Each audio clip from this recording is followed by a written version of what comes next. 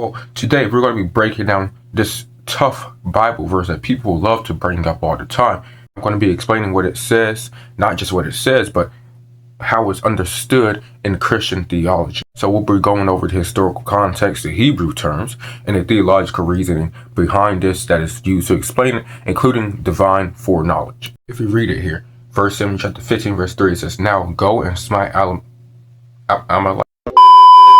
Says, "Go and smite Amalek, and utterly destroy all they have, and spare them not, but slay both man and woman, infant and suckling, ox and sheep and camel." We're going to go over the key word, the key Hebrew word used for this verse. It is called harem. It's a Hebrew word for meaning like devoted to God, set apart for destruction, total judgment. It's not ordinary warfare. So this is not like casual violence, right? It's a sacred judgment category. There's for the who's, there's three main people here in the text that is used here. So reading the context and after, right? First is Saul. He was the king of Israel. He was responsible for carrying out God's commands. Second is Samuel.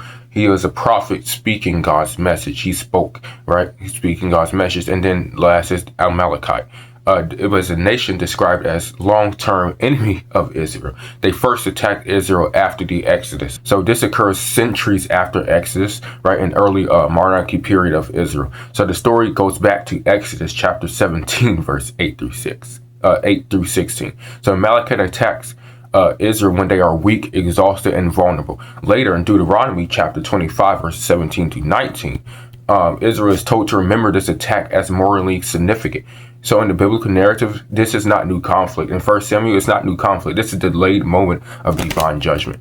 For the why. So in the biblical framework, right, Amalekite represents like a persistent hostility towards Israel. They attack the vulnerable, not a military army. They attack the vulnerable. And they are remembered as like a symbol of violent opposition to God's people. So the command that is given in 1 Samuel is a judgment on a long-standing pattern. It's not random act of violence. Now, the main question we get as Christians is why total judgment or destruction? So in ancient Israel, right, harem basically meant something is fully handed over to God. It can include like complete destruction in warfare context, right? And it was treated basically as like removing something under divine judgment. So there's an important detail here. Saul is later punished not for attacking Amalekite, but for sparing King Agag and keeping livestock. The story itself emphasizes your partial obedience is still disobedience by women and children. So one traditional Christian explanation is for one, right?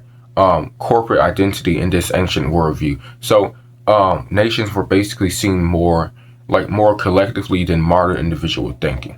Some basically argue that children would grow into the same national identity, right, and continue the same patterns and violence.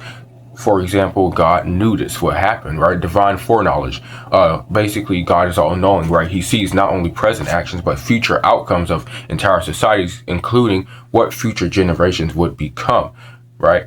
So the argument goes God's command is not based only what Amalekite had done, but also what they would become as a continuing pattern of like hostility in the biblical narrative. An important note here, this is a theological inference. This is not a direct verse in the text. This is simply something that someone told me while I was debating this. And there's an important balance here, right? So for one, this passage is not used as like a model for modern behavior, right? It's a biblical war context. So it's described as like a very unique, non-repeatable moment in biblical history. So because later the teaching becomes love your enemies, Matthew chapter 5, verse 44, right? Things like that. So once again, to summarize this, basically it's divine judgment because the Amalekites were very hostile towards the Jews, towards the Jewish, right? Many times they attacked the weak, the vulnerable. And they did not attack a military, they attacked the weak, the vulnerable. Big picture here. What is this really about? The narrative structure is about obedience versus partial obedience. Saul is tested as a king and fails to fully follow the command. So the theological structure, it reflects divine judgment in ancient like covenant context. It's interpreted through ideas of justice, foreknowledge, collective identity. So when people ask why would God command this, the main answers are historical hostility described in the biblical text, the ancient collective understanding of nations, and then the concept of the Hebrew word as divine judgment, and then the inference that God, being omniscient, sees the long-term trajectory of people, even though I wouldn't really use that argument of God being all-knowing.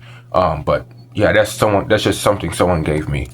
But 1 Samuel chapter 15, it's not a simple passage. It forces readers to wrestle with these questions, right? I had these questions myself until someone explained it to me, right? Justice, judgment, and history. So there's a difference between divine knowledge and human perspective, right? That's why it's still studied and debated today, because we as humans, we don't understand everything God does. Once again, he has divine knowledge. That is definitely why, or part of the reason to why it's still debated. But that is all I got for this video. But have a wonderful, blessed day.